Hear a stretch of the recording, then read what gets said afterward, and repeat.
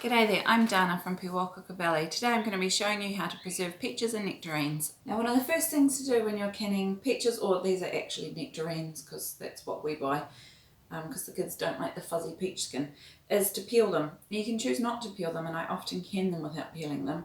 But as with any stone fruit, one of the best ways to peel them is to cut an X in the end and then pop them into a bowl of boiling water or a pot. You can pop them in a pot of boiling water and just leave them there for a couple minutes, and that should cook it just enough to lift the skins in a similar way that you would peel tomatoes. While they're sitting there getting themselves peeled, we'll talk about jars. These are the jars that I use to can stone fruit. In New Zealand we get these short fat ones. It's not as easy for us to get the taller ball ones. So you can choose whether you want to store them in the taller jars, either a quarter or a litre, or the pint/half litre jars. So these are half litre jars. And then of course you're going to need some screw bands to pop on the top and some new seals. These seals are brand spanking new out the box. You can, I know they say to never reuse them, but some of them come off perfect like this, and you just have to use your common sense. If they've got no dents, no scratches, the rubber's in really good nick, and it's not gross, then I have actually successfully reused them. But health and safety, I guess they say to use brand new ones every time. This is one that's come off a can of meat, and as you can see, despite being thrown through the dishwasher, it's still gross and covered in protein. It's got a big chip out the side of it. I would not reuse that one.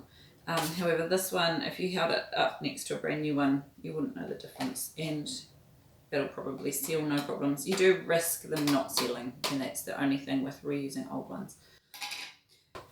So for canning peaches and nectarines or any other stone fruit, what you want to do, we're going to do a hot process. So what you want to do is heat your jars in the oven, so you're putting hot fruit into hot jars, otherwise your jars will crack. To heat your jars, set your oven to 100 degrees Celsius, or I think it's 200 degrees Fahrenheit. Pop your jars in a tray like this to make them easy to get in and out, and pop them in the oven for 10 minutes. Too much longer and they'll superheat, and when you tip your syrup in, they'll boil over.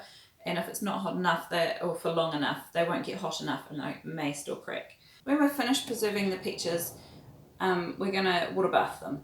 And so to do a water bath, you need a big tall pot. This is actually my pressure canner, but I'm not using it as a pressure canner. It's just my only pot that also has a rack to go on the bottom. You can just use a normal tall stock pot or a soup pot, and you can get round baking racks that will fit in the middle of there.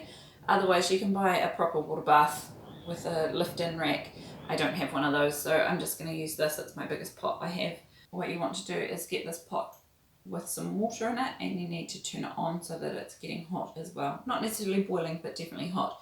And what you want is your jar to sit with 1 inch of water on top, or 2.5 centimeters above that. So, but remember, when you put your jars in, of course the water level is going to go up. So I usually aim for just shy of the height of the jar of water, and we'll get that on heating. Right, now that your peaches have had time to soak, you should be able to pretty much just peel the skins off. These peaches aren't as ripe as they should be, or they're nectarines, so the skins aren't coming away quite as easily. But they do come away, especially if you boil them for that little bit. Here we go, this is how they should be. This one was a wee bit more ripe. And the skin should just come away like this. Probably if I'd left these a little bit longer, they would have come away. Or of course the other option is to just simmer them in a wee pan for a couple of minutes. So the next step is to either halve or quarter your fruit. Usually when you're preserving stone fruit, the easiest option is to kind of just run your knife around. These unfortunately are not free stone fruit, so they're going to be a wee bit harder to pull apart. Usually when you're preserving fruit, there are certain varieties that are called freestone, and the stones just come away really easily. And they're the ones you want to be looking out for. Of course, the riper your fruit are, the easier it'll come off the stone as well. Unfortunately today these are not so ripe, so I'm just going to cut them off. Now today we're canning these peaches or nectarines, or any other stone fruit, in a simple light syrup. You can actually preserve stone fruit without sugar. I'll probably do another video on that, because to do that you will need to use the pressure canner, and today we're just using the water bath. So to do this, the best way to preserve these stone fruit is to hot pack them, which means you heat the fruit in their sugar syrup and then you pack them. You can cold pack them, in which case you're putting them in raw and then pouring the sugar syrup on top. But you'll find these stone fruit actually hold a wee bit of air in their cellular structure and extra water. So you'll find that if you cold pack them, by the time you water bath can them, or if you're not using sugar pressure can them, the fruit will float to the top and you'll end up with a lot of syrup in the bottom, which, if you don't mind that, that is a wee bit of a faster way of doing it, but you don't get such a good result at the end. A light syrup or a simple syrup is half sugar to 1 of water. So 1 cup of water, half a cup of sugar, 2 cups of water, 1 cup of sugar. To work out how much you're going to need, you just want it just covering the fruit. So I put the fruit in the pot first. Obviously, if you're doing a huge amount, you'll be putting it into a huge pot. But the same thing applies. You just count how many cups of water you're putting in, and then put half that number of sugar in. So I've got 1 cup of water, barely covers it. I might do another half. 1.5 cups of water, which means we need 3/4 of a cup of sugar.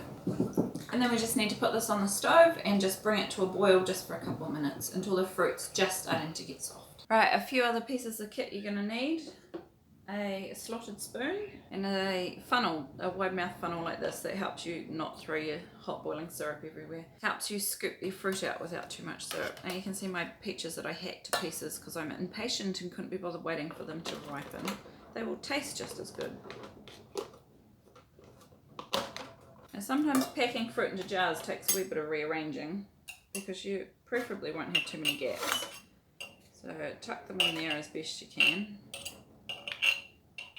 And once your jar's full, use your ladle and scoop in your syrup. You want your syrup to come up to about 1 centimetre or 1/2 inch from the top. Once you're at that point, you want to run a knife around and get out all the air bubbles. So there's quite a few wee bits of air hiding in there.